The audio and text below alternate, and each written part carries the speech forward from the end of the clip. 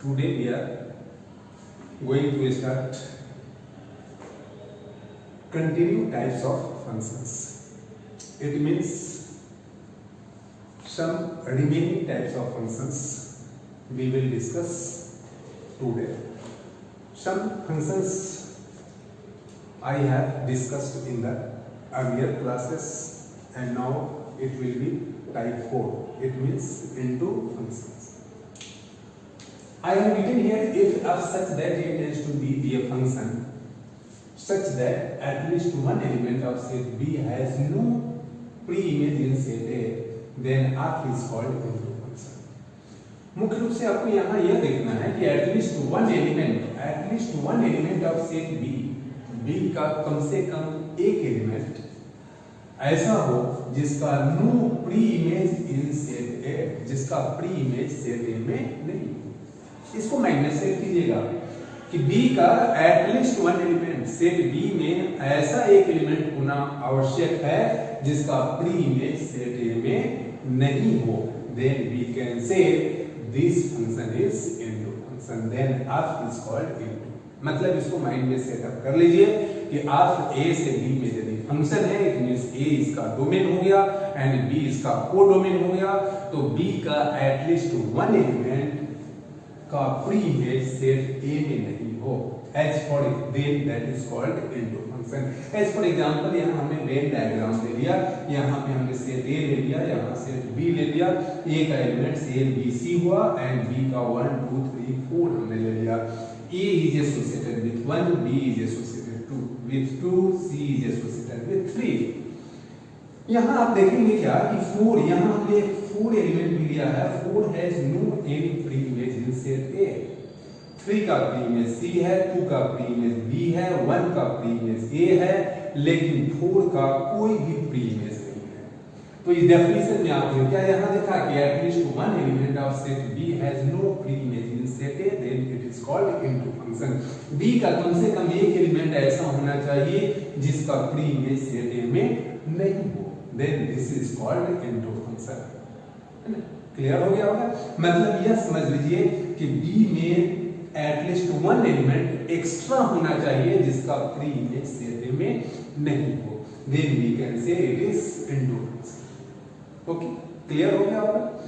As for example यहाँ पे एक और एग्जांपल मैं ले लेता हूँ। यहाँ पे हमने ले लिया सेट A और यह हमने ले लिया सेट B और यहाँ पे हमने A B C ले लिया, 1 2 3 4 5 ले लिया हमने। A is associated with 1, B is associated with 1 and C is associated with 2। यहाँ यह हमने फंक्शन ले लिया G such that G tends to A to B। तो यहाँ देखना है, यह भी देखना। यहाँ 2 सेट्स हमने लिया, set A set B। B का एलिमेंट्स देखिए, B में आपका 3 4 5 3 एलिमेंट्स ऐसा है जिसका प्री इमेज सेट A में नहीं है। तो सेट B का एटलीस्ट वन एलिमेंट ऐसा होना चाहिए जिसका प्री इमेज सेट A में नहीं हो। तो यहाँ 3 एलिमेंट्स हो गया है ना, तब ये आपका क्या कहलाएगा इनटू फंक्शन। तो बस इसको सिंपली माइंड में सेटअप कर लीजिए कि कोई भी फंक्शन इनटू फंक्शन तब कहलाता है जब उसके कोडोमेन अर्थात B क्या हो गया कोडोमेन और A क्या हो गया डोमेन। तो कोडोमेन का एटलीस्ट वन एलिमेंट ऐसा होना चाहिए जिसका प्री इमेज डोमेन में नहीं हो, then we can say that function is known as into function. Okay, clear हो गया होगा? यहाँ कोई दिक्कत अब नहीं होगी हमारे समझ से, है ना? इसको माइंड में सेट कर लें। अब इसके बाद हम लोग देखते हैं ये मैथमेटिकल कंसेप्ट। इसको मैथमेटिकली हम कैसे ये कर सकते हैं? ये तो हमने ग्राफिकली कर लिया, it means according to venn diagram आप इसको देख सकते हैं, है ना? ये मैथमेटिकली यदि हमें प्रूव करना हो कि ये इनटू है कि नहीं, तो उसके लिए कैसे क्या करेंगे? तो देखिए यहाँ मैथमेटिकल कंसेप्ट हम लेते हैं।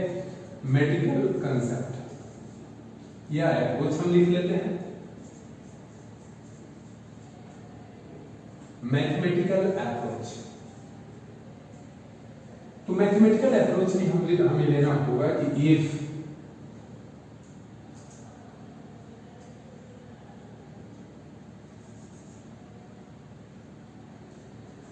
such that A tends to be a function such that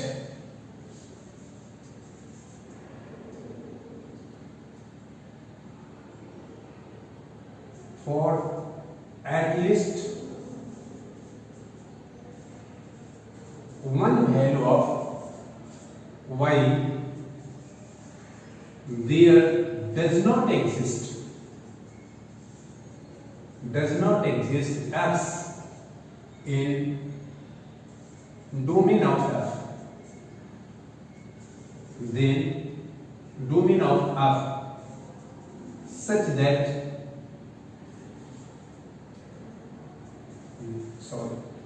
then f is called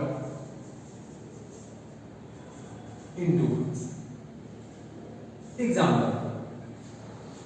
देखिए यहाँ मेन पॉइंट्स आपको यहाँ देखना है कि at least one value of y किसका एलिमेंट होता है? कोडोमेन। और x किसका एलिमेंट होता है? डोमेन का। तो हमें at least one value of y के लिए देखना पड़ेगा कि x का वैल्यू एग्जिस्ट नहीं करता हो, does not exist x, y के कम से कम एक वैल्यू के लिए x का वैल्यू एग्जिस्ट नहीं करता हो, तब हम कहेंगे कि it is called into function. Just like हम लोग एग्जांपल ले लेते हैं, है ना, of such that let of such that, यहां हम ले लेते हैं डोमेन हमने ले लिया 0 to infinity, such that of such that 0 to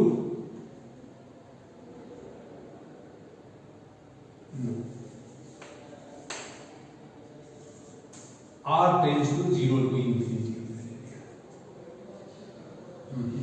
Sorry,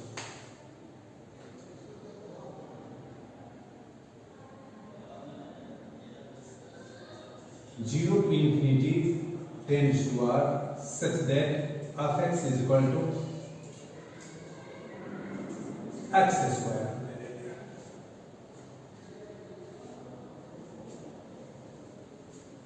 तो यहाँ अब डोमेन हमने क्या ले लिया? 0 टू इंफिनिटी, मतलब positive non negative real number, और कोडोमेन हमने क्या ले लिया? r। इसको हम जानते हैं कैसे हम शो करेंगे कि इनटू फंक्शन है, इसको हम देख लेते हैं। f(x) = x², दैट इज, इसका मतलब हो गया कि y = x² implies that x हो गया √y। तो y किसका वैल्यू होता है? कोडोमेन का। तो यहाँ कोडोमेन क्या हो गया? r का मतलब क्या हो गया? पॉजिटिव भी होगा और नेगेटिव भी हो सकता है।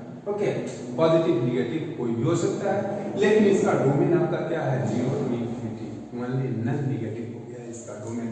तो यहाँ पे यदि हम कोई भी y का नेगेटिव वैल्यू लेते हैं तो उसके लिए आपका x एग्जिस्ट नहीं करता है ना। कोई भी y के किसी भी नेगेटिव वैल्यू के लिए x नहीं एग्जिस्ट करता है। जस्ट लाइक हम लोग यहाँ क्लियरली लिख लेंगे कि यहाँ पे when y −2 ले लेते हैं, therefore x √-2 here does not exist, does not belong to किसमें? बताइए, डोमेन ऑफ f, मतलब 0 टू इंफिनिटी में बिलोंग नहीं कर रहा है। therefore f is into function, therefore f is into function। तो into function के लिए आप लोग यहाँ क्लियर है ना, यहाँ क्लियर आप समझ जाए कि एवरी वैल्यू है ना, at least one value of y के लिए x का वैल्यू एग्जिस्ट नहीं करना चाहिए।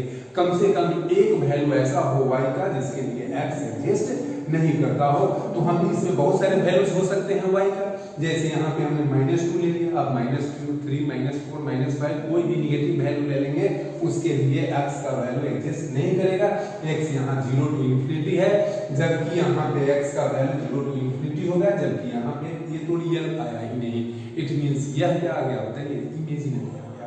देयरफॉर यह आपका क्या हो गया? इनटू फंक्शन है ना। तो इनटू फंक्शन के लिए आप ये क्लियर हो गया होगा कि y के आपका है ना एटलीस्ट वन, कम से कम एक वैल्यू y का ऐसा होना चाहिए जिसके लिए x पॉसिबल नहीं हो, तब हम कहेंगे कि उसका प्री इमेज सेट A में नहीं है, मतलब उसके डोमेन में नहीं है। Therefore then that will be into function. Okay, अब इसके बाद मैथमेटिकल अप्रोच के बाद हम लोग देख लेते हैं ग्राफिकल अप्रोच। ग्राफिकली इसको हम लोग कैसे ये कर सकते हैं? ग्राफिकली हमें यदि समझना हो तो हम इसको कैसे समझ सकते हैं, सो आप देख ले।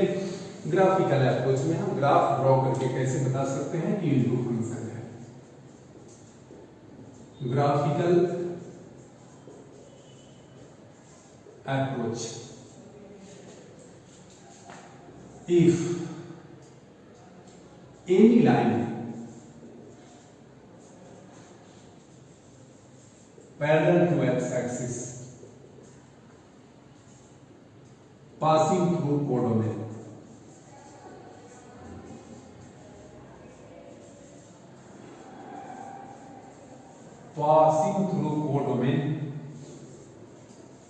does not intersect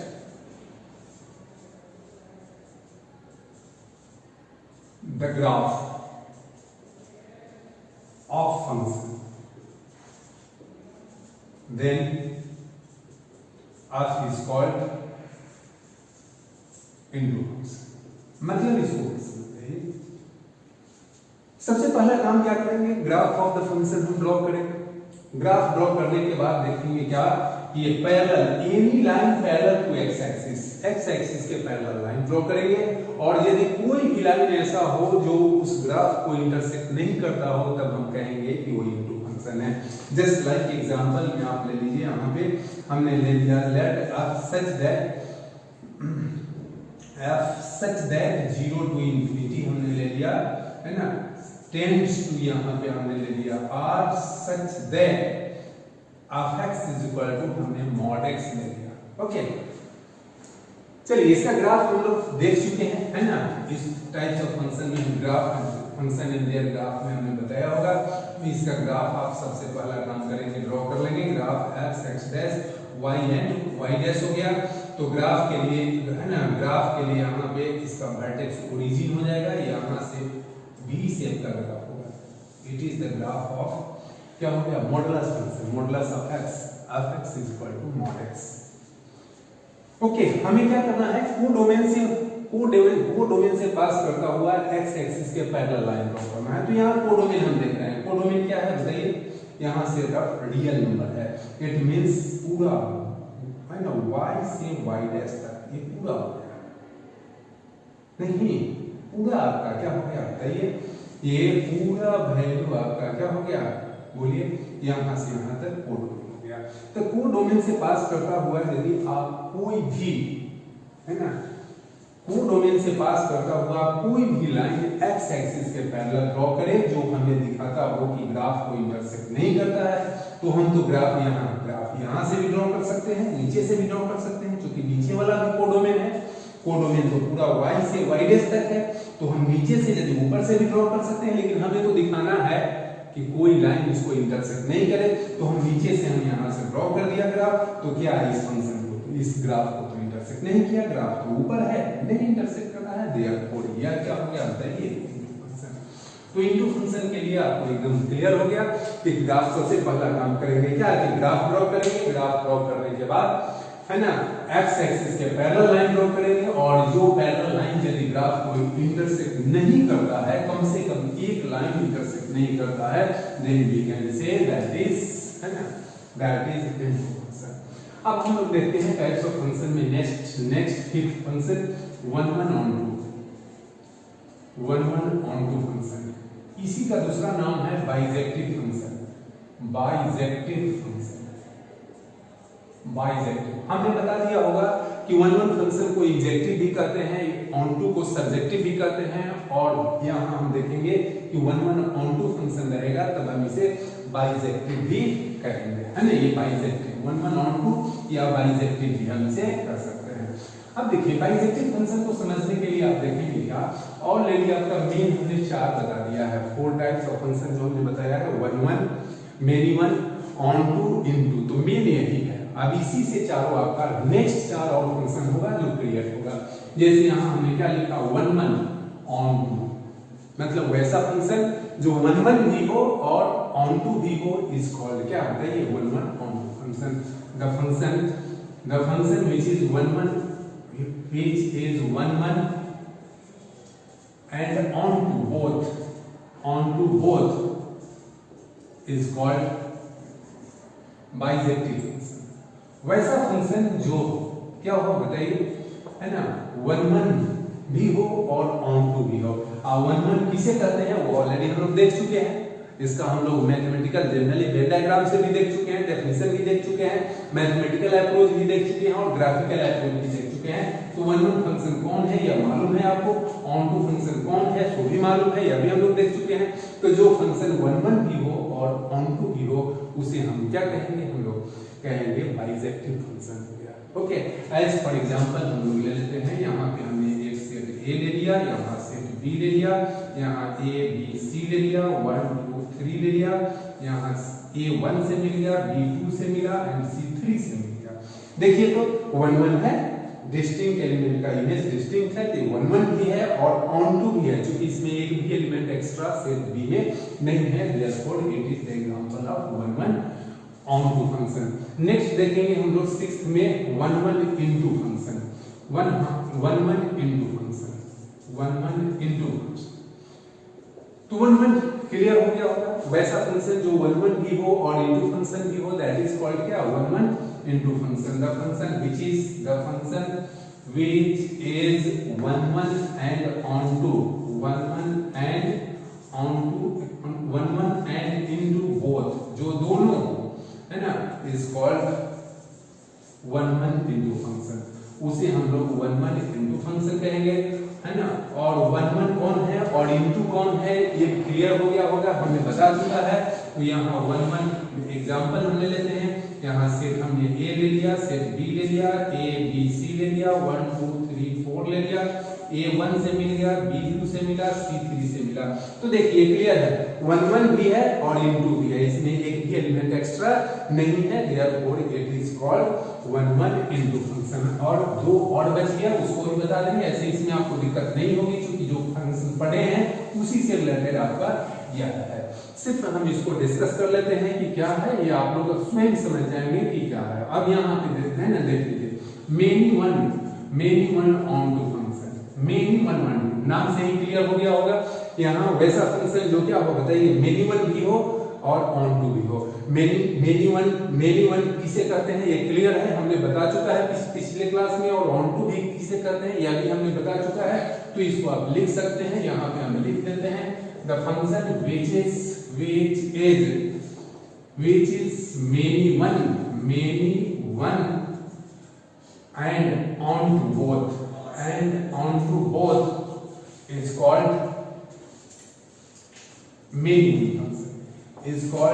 one function। इसका एग्जांपल एक ले लेता हूं और इसके बाद लास्ट एक और बचा हुआ है उसको मैं बता देता हूं, है ना।